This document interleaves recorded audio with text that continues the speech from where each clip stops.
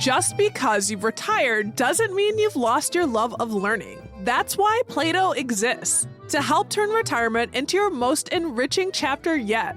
Right now, join Play-Doh Madison and participate in new classes starting next week, February 17th. Join to learn about current events, explore the Hollywood musical, or workshop your writing or art with other intellectually curious adults. All of these classes and more are included in your Play-Doh membership, now just $30. Become a member today at platomadison.org. That's Plato Madison.org.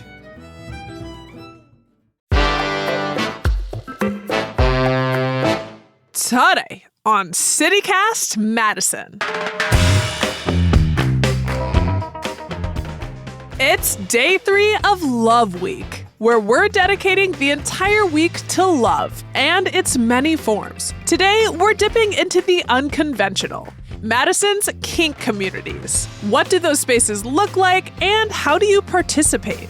That is, if you fancy, of course. You may not know, but Madison has a rich and charted history as a safe and unique city for the kinky, and a pretty vibrant present.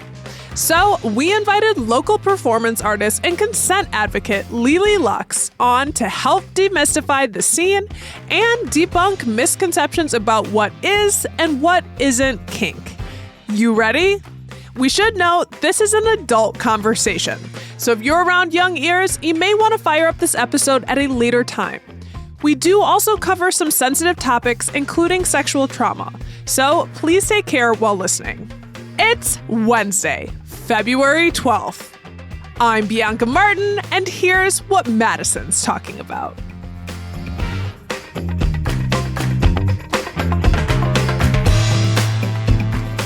Hey, Lili. Hello, Bianca. Welcome back to the show. We're so happy to have you. I'm so excited to talk about this topic. So tell us briefly, what's your connection to Madison's kink community and how did you get interested and started in the scene? Sure. So when I came out in 2010, I started, going out to Plan B and different clubs and getting out there. And I heard about this amazing place called the Inferno nightclub and this amazing party called Leather and Lace that's been happening in the city forever. And it was sort of like this very dark, mysterious, sexy party. And I was like, yeah, I'm into that. And I went, and eventually I started performing at the Inferno, and then I was producing shows, and then I was, doing the backstage shows at Leather and Lace, and I've been the host of Fetish Night at the Cardinal for the last decade. So once I basically stepped into the scene and ripped my pants off at the first party I went to, I was hooked. I was there, and I've been doing it for about 14 years now. How would you define kink typically in the Madison scene? Kink in general is anything that's sort of seen as outside, the social norms of sex. Kink in and of itself doesn't actually have to involve sex at all. BDSM is commonly used also as an acronym for it, which is bondage, discipline, dominance, submission, and sadomasochism. So those are sort of, the different areas. Kink for me is just really about it could be about a power exchange. I kind of look at it as play. People can call them scenes. And it's really just about sort of having the freedom to say, hey, I think I'm into this. Let's explore it. I've definitely tried things and been never again. And I've tried things and been that's my new favorite. I had no idea I would like that. So it really just offers a way for you to openly, consensually find things that you maybe have, as far as our society has put a lot of shame and been no, that's disgusting, or we don't want to engage in those things. And, it's actually very thrilling and a lot of joy. It's not so much dark and scary. I really find kink to be a joyful experience. Yeah, and I find it really interesting, as someone who's not as close to the community, but in and around it, being in Madison, about the kink isn't always necessarily sex, So are you saying it can be just a form of play and interaction? I think maybe that would be less familiar to folks who aren't, in the scene. Yeah, no, I mean, kink actually, as far as a lot of the parties and things that we engage in Madison, we're not allowed to engage in sex in a public place. So role play, rope, bondage, I'm known for my spanking skills, like all of these different things that have nothing to do with genitalia or nothing to do with sex. Sometimes they involve instruments. Sometimes it can be just as much as a power exchange and control.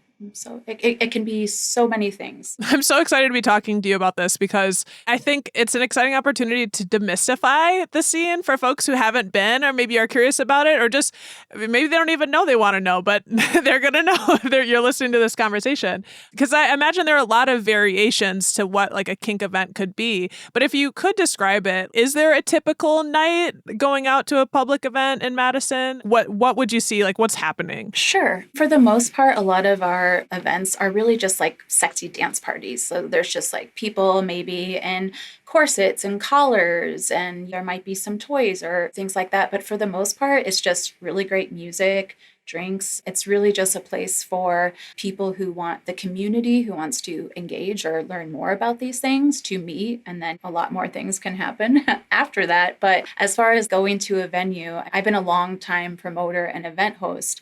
And when I meet a new person and I want to invite them to the event, they're just like, well, I don't want to do anything I don't want to do. And because that's what's portrayed in the media, like the scary Dom and you'll do as I say.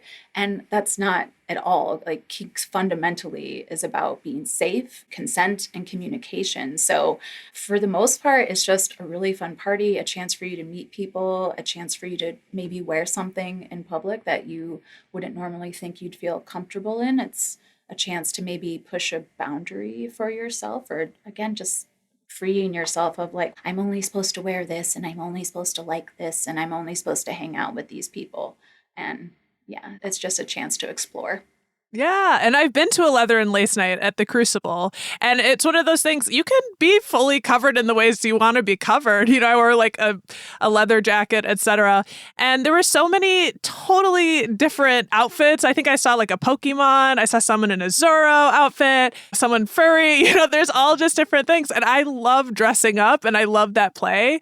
And I have to say, Madison, I see so many events like kink and fetish nights and that sort of thing. It feels like Madison is kind of unique in having that. Am I wrong about that sentiment? Well, I mean, there are kink parties all around the world. There's even clubs that focus on that. But I think what's interesting about Madison is that we actually have some public events. There's a lot of private events that involve like vetting and background checks, and we have those too here. But we have a really close community, and the history of places like the Hotel Washington and Five Nightclub does a lot of things now as well. But that used to be a place called Maneuvers that was in the up north space downtown.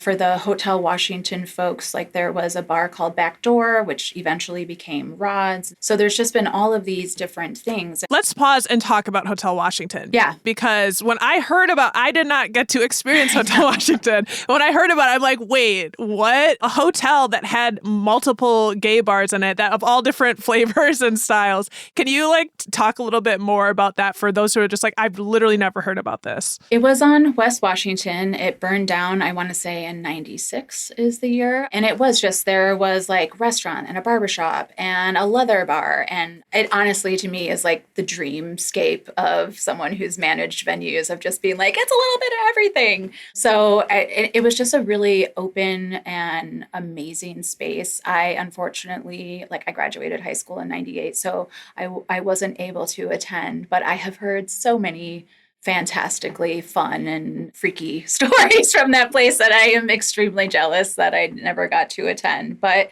I think that really started the openness in our community. It's 2025 now, and people were engaging in public settings, and there were videos being played at Maneuvers. And it's kind of weird to think that in Wisconsin, it was still illegal to be gay in the early 80s. And so that these places were putting that out there. And Fetish Night at the Cardinal just celebrated its 30th anniversary. So, I mean, it has a really long history in Madison. And I know we're just a sexy city. King Street and Main Street used to be basically strip clubs and brothels in the 70s and 80s, which is hard for me to imagine as someone who frequents those bars down there. And I'm kind of jealous it still isn't happening.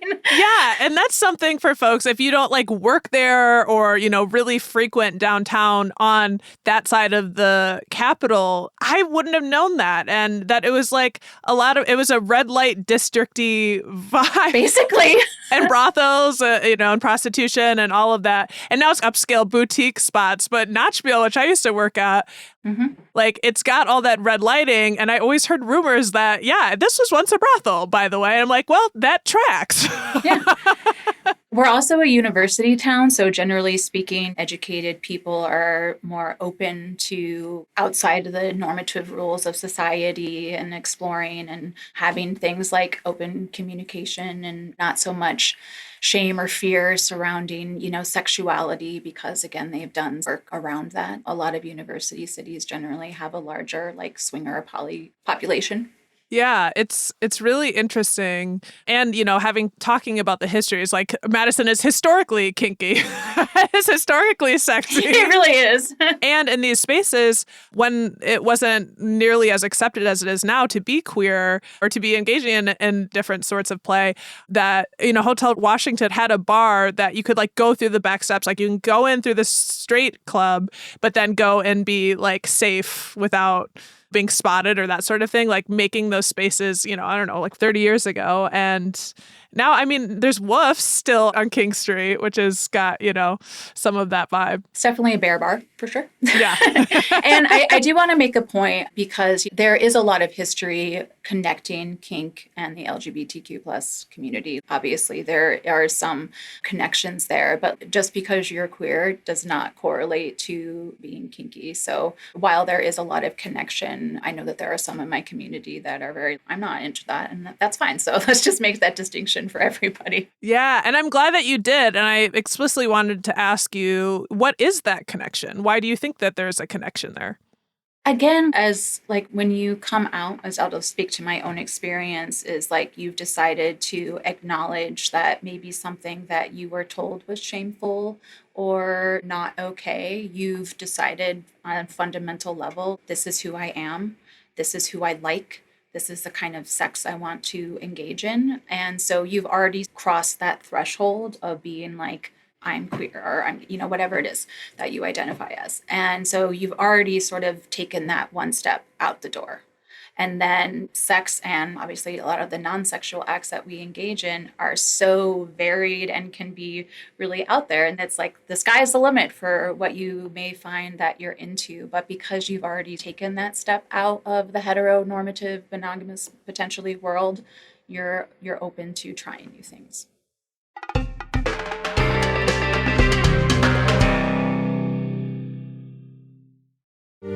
Let's be honest, just because you've retired doesn't mean you've stopped wondering, exploring, and learning. That's why Play-Doh is here. It's here to help you turn retirement into your most curious and enriching chapter yet.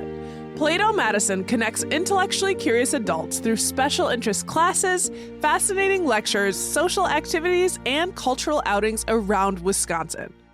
Right now, you can join Play-Doh and participate in these upcoming classes. Try chair yoga, explore the musical evolution of the Beatles, or dive into the nuances of global affairs. All of these classes and more are included in a Play-Doh membership. Plus, it's more affordable than ever to invest in your love of learning. Half your memberships are only $30. Become a member today at playdohmadison.org. That's PLATO Madison.org. Don't wait. New classes start next week on February 17th. Ever go on a date so bad you need an everything shower? Luckily for you, Billy makes products for that. A loofah full of nourishing body wash can scrub off the cringe from that extremely awkward hug. A full body shave with Billy's award-winning razor will remind you what going smoothly actually feels like. And hydrating body lotion can delete dryness faster than you can delete the dating apps. You've got your reasons. Billy's got your routine. Shop in-store and at mybilly.com. I do want to talk about like the current scene, like what's happening today and where are the kink community spots where people frequent and there are events that can be attended. Well, obviously, we have touched on some of them. So, like I said, like the Cardinal Bar still does fetish night. It's been going on for 30 years. That's every third Friday.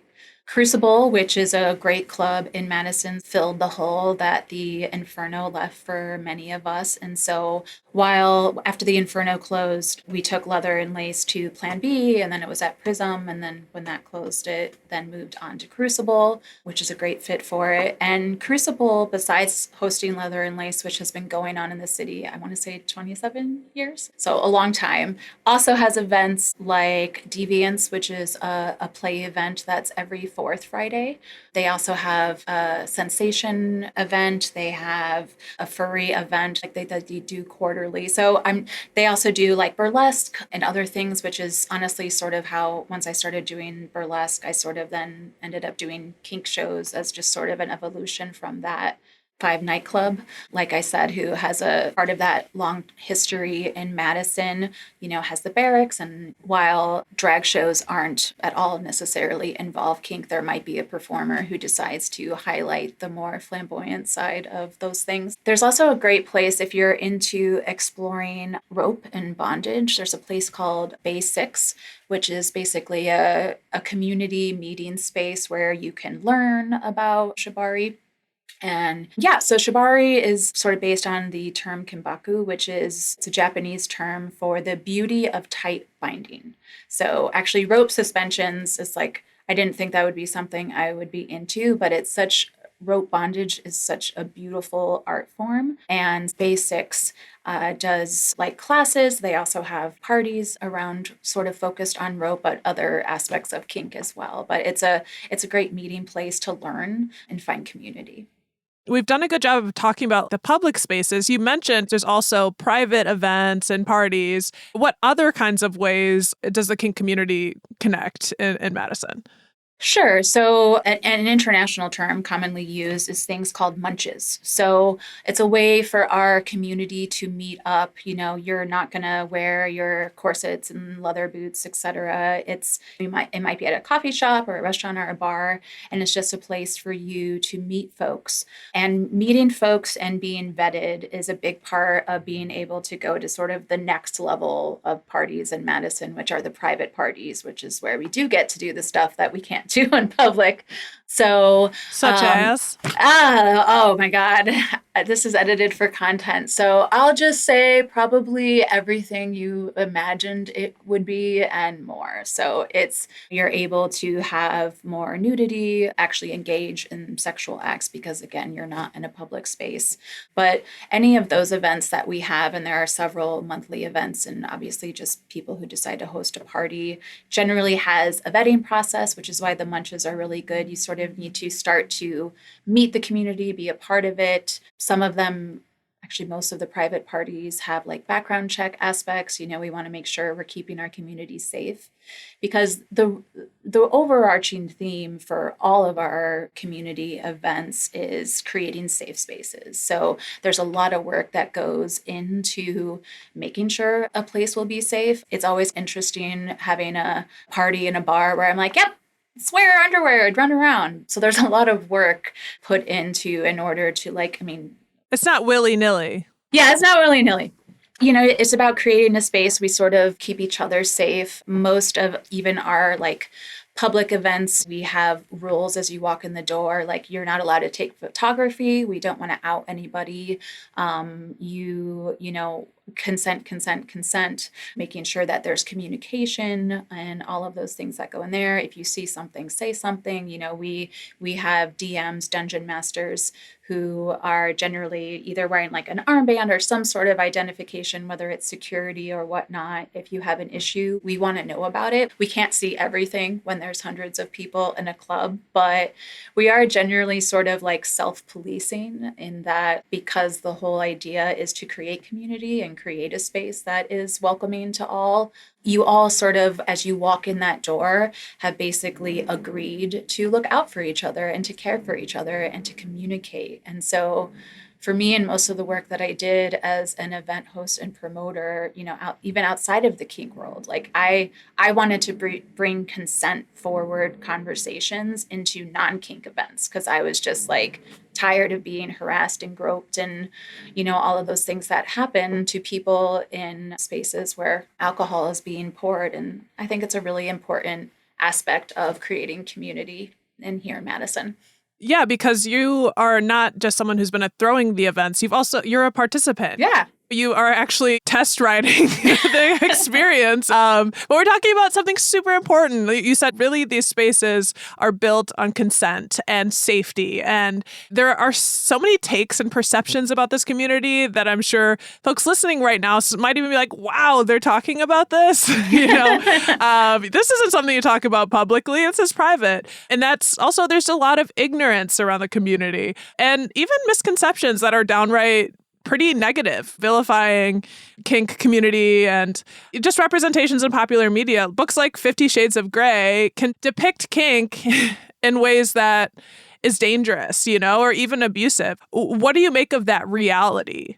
Yeah, I'll touch on that in a sec. But one of the things that you said about not talking about it, I really want to sort of imagine what would our world look like if we did actually talk about sex, if we did actually not have so much fear and shame. And there's so much personal turmoil that people experience and have almost mental health issues about, I really need to say this thing that I feel that I need. And they could spend a lifetime suppressing that. And then how freeing that can be to actually let that go and communicate that. And sometimes, when I've been hosting and I realize that I'm the first and potentially only person that sometimes people share with me those things. And it's such a gift to sort of let that go. Going to how the world has perceived it and things like 50 Shades of Grey. 50 Shades of Grey is not a kink story. It's an abuse story. And what's hard for me about that is that, yes, there are kink acts definitely depicted, the dominant submissive sort of storyline, but anything that is involving stalking or pushing past the boundaries and not following safe words or a multitude. I've actually never read the books because I've heard how not on par they are, but these are the things I've generally heard that they definitely got wrong. I do like that it sort of exposed a lot of people to the idea of engaging in acts and power exchanges such as this, but there's a couple big things around sort of kink communication. And there's safe, sane, and consensual, or another term called RAC, which is risk-aware consensual kink. And the idea is that kink needs to be talked about safety. You need to talk about consent. And so it's really just the idea that there is some aspect of personal responsibility for both, all parties, being informed, communication, etc. So if you're engaging in some of these, kink scenes, play, however it is you want to word it, if you're not having a discussion beforehand and communicating, your boundaries and limits, just because you gave consent doesn't mean you can't withdraw consent. Consent can be withdrawn at any moment, at any time. Just because it was given before doesn't mean it's carte blanche. And also, especially if you've been doing impact play, etc., aftercare is extremely important. You need to have that sort of relaxation come down and make sure that you're taking care of each other as far as the potential physical and psychological effects of engaging in certain acts, for sure. And then debriefing. So afterwards, you talk about it, what worked for you, what didn't.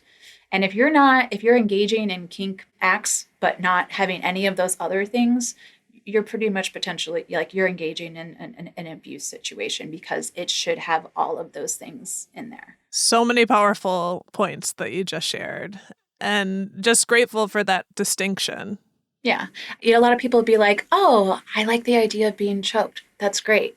Choking people, however, can be extremely dangerous. You can kill someone through strangulation. And so you should be doing some sort of education and definitely having some sort of communication of this is how much I'm comfortable with. It needs to be a discussion, and you need to do some education around the safety of that. You can't just grab someone's neck and be like, I'm going to hold it for as long as I want to, as hard as I want to.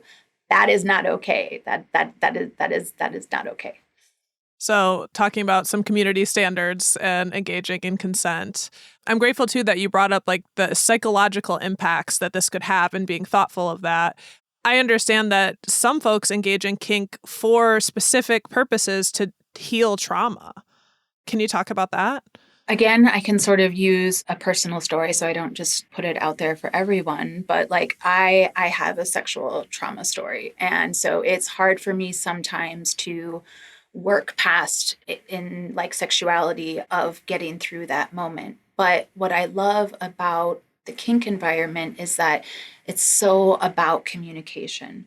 It's so about consent. So something that if I wasn't engaging in that act in that way, I would honestly be traumatized by it. But because I feel safe and I'm trusting this person or they're trusting me, I actually am able to let go and work through things that otherwise would tend to be harmful to me. And that's not everyone. Not everyone engages in kink because they have something to get over or work through.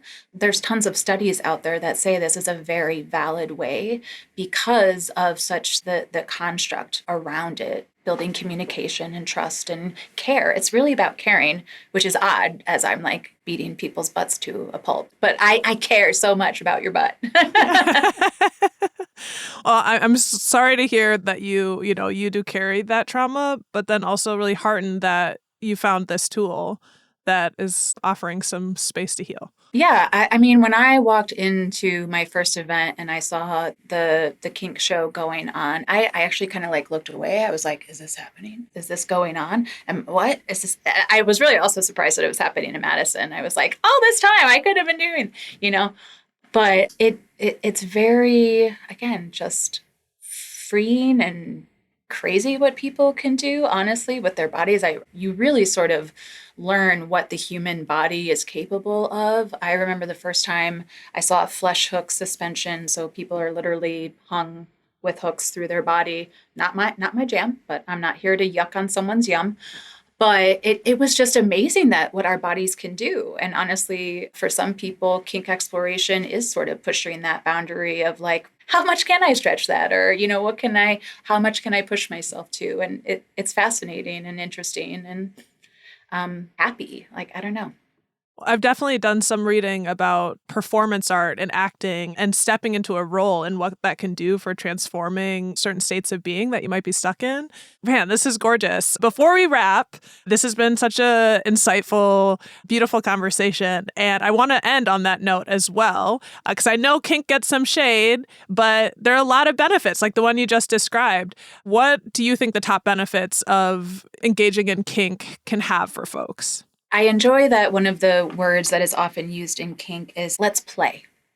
Let's play together. And kink is fun. Yes, it can be dark and dreary if that's where you want to take it. And that's how you might decide the role or scene for you is. But realistically, it's just fun to engage in games and role play and fantasy. I mean, how much joy would it bring you to actually do the thing you've been fantasizing about for however long? But even the dark stuff can be like fun and stuff too. I don't want to be like, just because it's dark and dreary, it's not fun. It is. But I just really can't say enough about the thrilling happiness and just freedom. I feel like kink and freedom are so intertwined. And if you are going to come out to Madison events, I think a lot of people, like we talked about, have this preconceived notion. It's really they're just fun parties where you get to dress up and dance around and you might meet someone, or see something, but that's great. And you can either watch it or not, or participate or not. I mean, there's a thing called exhibitionism and voyeurism. Like, you can just sit there and enjoy it. It's the best people watching. That's what I'll say about our parties. It is the best people watching opportunity in the city at any time. I can attest. Lili, you are wonderful. This is such a pleasure. And thank you for coming on to help give folks an idea of what's going on in the kink scene, demystifying some things, and bringing joy to us on CityCast and those listening. Yeah, thank you. That's Lili Luxe, local performance artist and consent advocate.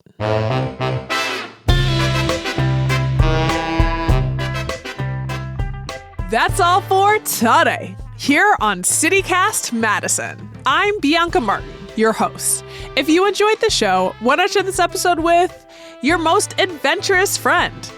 We'll be back tomorrow morning with an episode on how to spice up your home cooking just in time for Valentine's Day.